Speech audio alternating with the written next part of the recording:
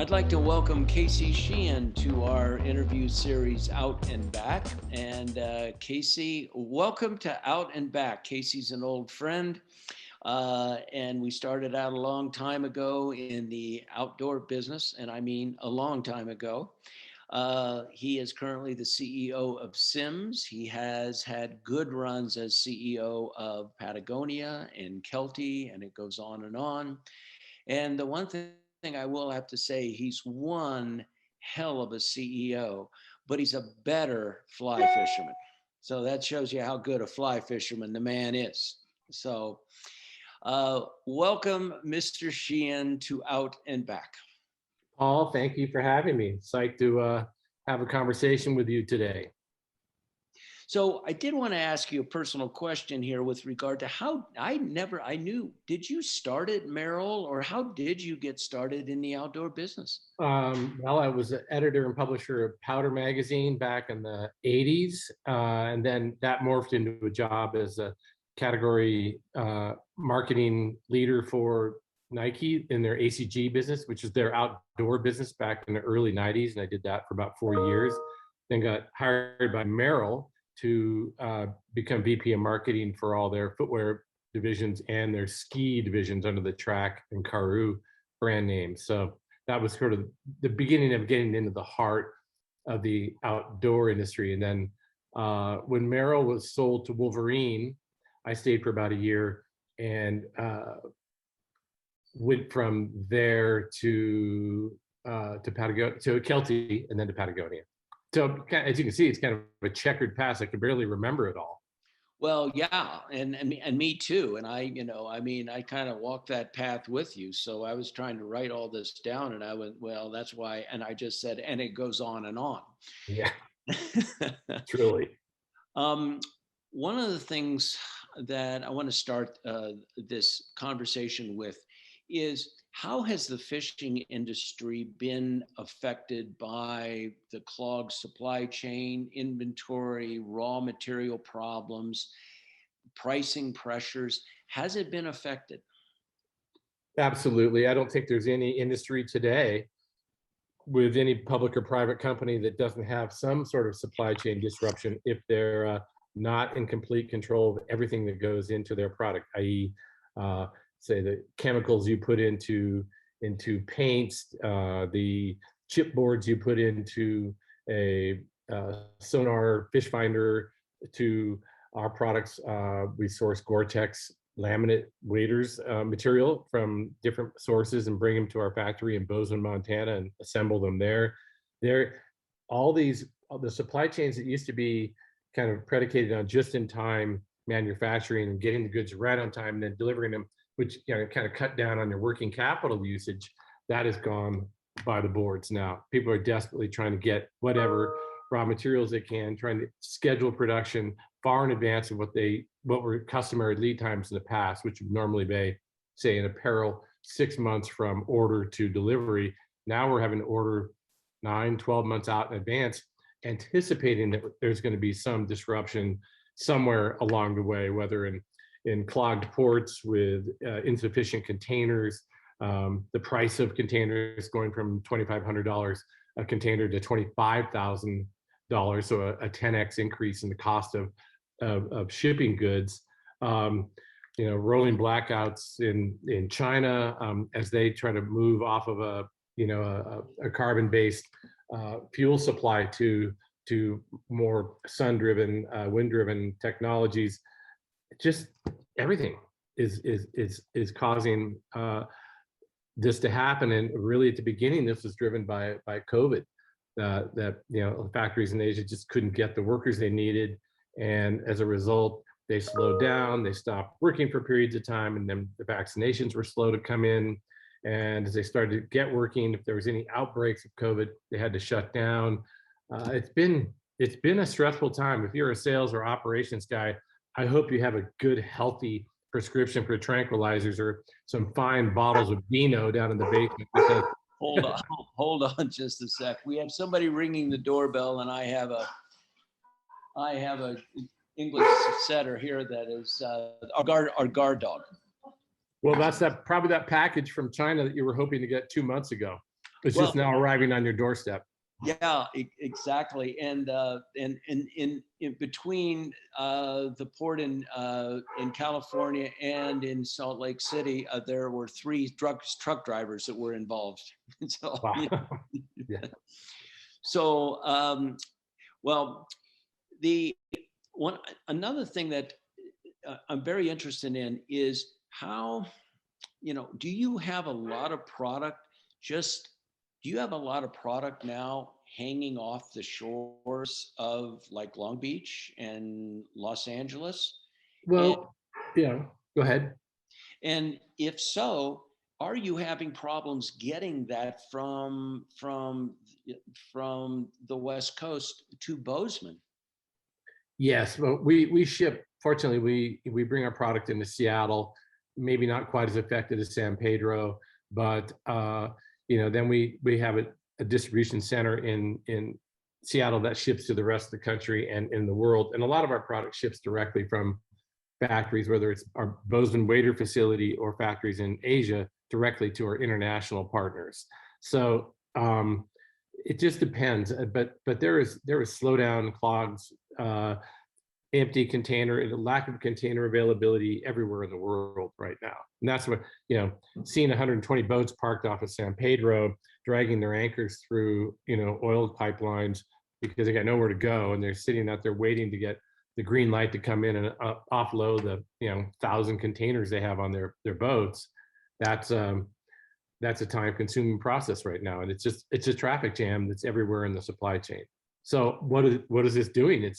It's increasing prices. It is slowing down the availability of inventory. If you've got inventory in stock, you're really in the driver's seat. And this is if you're a large public company, of course, your stakeholders are screaming at you. If you're a small business, you're really at a disadvantage against the larger players because they have more clout. They're the ones that can schedule, air shipping product more easily than you can because, I'm Nike and I'm going to give you an order to put 50,000 pairs of shoes on a plane, get it out of here on Tuesday because my people back screaming at my website, my web channel are needing product. So that's what's sort of happening. And concomitant with that is just this inflationary, the pricing increases that are kind of rolling across the board. So I feel that this is an inflationary time we're going into. And with the availability of goods, say we got used to like starting shopping Black Friday, people of course are shopping now at the end of September, into early October with Christmas goods, hoping that they'll find what they need. And that just increases this urgency and stress around demand. And if it's unrequited demand, it may feel good from the standpoint of having the orders, but if you can't fulfill them, you don't get the sales. Yeah. Where are you having the most problems with raw materials? What raw materials are you having problems getting? It's really across the board. It can just be a one small, snap for a shoulder, suspension on a wader. It can be, neoprene to make booties with. It can be in the sportswear area. It can be a slowdown in the cotton industry because they can't get enough workers in the fields to harvest the cotton. I mean, it's hard. It's all over the place. And some of our more sophisticated gear where we make, wading poles or other packs that have molded parts. Some of those things take the brunt a little bit when you go through something like this. But misery loves company. We're not alone in this. Everybody's facing this right now and doing their best to get through it. And you play all the tricks you can. You give your orders 3 to 5 months, 6 months prior to when you normally gave them. You just do a big bulk forecast and get the suppliers to commit to doing that for you, and you bring it in.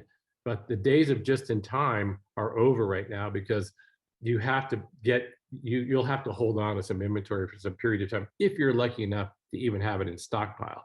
Mm-hmm. And what's happening is if you're in stock, you're getting the sales because people are going to go to you because you have it. So how much manufacturing do you do in Bozeman, Montana? We make roughly half of our global production of waders, and it's a number somewhere between 30 and 60 million units, 60,000 units, sorry. So it's a sizable portion. It's the bulk of what we make because it requires the expertise of and certification from Gore around their taping technologies and approvals on that. And it's also a place where we can test and control that process very closely. We test every single wader we make on a water bed, and it doesn't leave the factory unless it's 100% right before it goes. And also gives us the ability, since we're here, we can fine tune, design, and innovate here right in our, the first floor of our building, as opposed to having to do this by remote control and going over to factories in Asia and working with them to get what we want, which is a lot more time consuming process. So that this aspect of the pandemic and its after effects has actually played to our favor because we can move faster on the home front. Yeah. Switching gears a little bit, many brands are giving more weight to product reviews because of consumer sentiment. And what they're trying to decide at this point in time is things are moving so quickly, as you've actually done a very good job of pointing out. Because things are moving so quickly, and do we have inventory? Will we have inventory in November? Will we have inventory in December? And are we going to have price hikes along the way? And one of the things that the brands are looking at this point is what is a really good time to measure real time consumer sentiment? And they're looking at product reviews. There's some companies that use product reviews and like them a lot. There's other companies that prefer surveys, telephone interviews, et cetera, et cetera. How are you measuring consumer sentiment? Well, I agree that product reviews are super valuable because it's anecdotal. It feels more honest because it's a spoken word, and it's like asking a buddy about what they thought of a product they have, and you can get a lot of great information about sizing and features and things like that. That really helps with the new purchasers come in and decide what product they should buy because they see somebody he's a 175-pound guy. He's wearing this size wader. It's worked well for him. Next time he might have gotten one a little bit bigger, but he's 6 feet tall. So you can figure out for yourself where you fit into the spectrum. Very valuable information. And the other part for us as product marketers is to get great consumer insights. What are people looking for? How are they living? Where do they want to use this product? What are they missing from a brand like Sims on the product front? And that information is hard to get, but very, very valuable. Some of our best ideas have come from those exchanges, and we get a lot of that from online from our product reviews. A little less so from being in retail. It's been harder with the pandemic to be in retail and to talk to consumers, to watch them try on our product and get their feedback there. But I do hear from people, we all hear from, all the product people in the company hear from people about things they would like to see, whether it's saltwater application for fishing, freshwater, whatever it is, tough steelhead conditions in the cold, rain, and snow. So we really value that direct input. Are you seeing sizing differences? In other words, one of the things that we're seeing at Channel Signal is since the pandemic, a lot of people have gained. And so therefore their sizing, they think they're a men's 10 and a half. And they're really now a men's 11 and a half. Or in the women's, a waiter may be a certain size and now they're bigger, but then they're still not quite recognizing that, hey, I've always been a size 10 and a half, or I've always been a size women's 8. And now that's not really true, but they're insisting that that's the case. Are you running into any of that? Well, we're all seeing it on a personal level. I mean, it's been difficult to keep a few pounds off during this time, and so I sympathize with that. But yeah, that's happening. But most people, I don't think they're really, destroyed by that. They're just kind of disappointed in themselves, and I think they kind of get over it. And we have great exchange policies. You can get the next size up, and and hopefully we'll all go back to our Whole30 diets and start moving around more in outdoors. And that's the whole idea. That's one of the promises of the reel here we have around fishing and outdoor participation in general, is that it's such a great emotional outlet, but it's also this physical outlet to be outdoors. And that part has been amazing to see, the growth in fishing, the growth in hiking and camping and all outdoor participation, boating, et cetera. I think that's long term. If there's anything I've learned from this pandemic, is I feel these shifts are with us for a long, long time. It wasn't just that we're going to go back to normalcy. I feel like normalcy is still a long ways away, but the patterns of behavior you're seeing now, and maybe our stakeholders would ask us to say, gee, you think fishing's going to be this hot for the next few years? I think it will. I think we still haven't scratched the surface of people that want to get involved in a sport like this, which is new. There's some really fun aspects of it. It's like you can be in nature, looking at nature. You can be trying the challenge of catching fish. You can be out with your buddies. You can be in your boat. You can have your dog with you. You can camp. You can do all the good things. And fishing is one of the activities you do. And I think that's incredibly engaging for people, and will continue to be so. Yeah, that leads nicely into my next question, which is, you must have seen a bump in business post-pandemic, because as we were working with the footwear companies, we noticed consumer sentiment shifting to, I'm buying new walking shoes, I'm buying new running shoes, I can't stay inside anymore, I have to go. I would assume that Simms Fishing, with regard to all of your fishing gear and your great apparel, your technical apparel, I would assume that things have been good for you. They've been great. What I would say though, when the pandemic first hit in March of, I guess it's 2020, we thought, boy, this could go badly for us. We were projecting to be down as much as 30% for the year. And we were down for 2 months. And then people figured out that they could get out with their masks, and they were clamoring for our product. And we went from thinking we were being down 30% to actually being up almost that much for the year.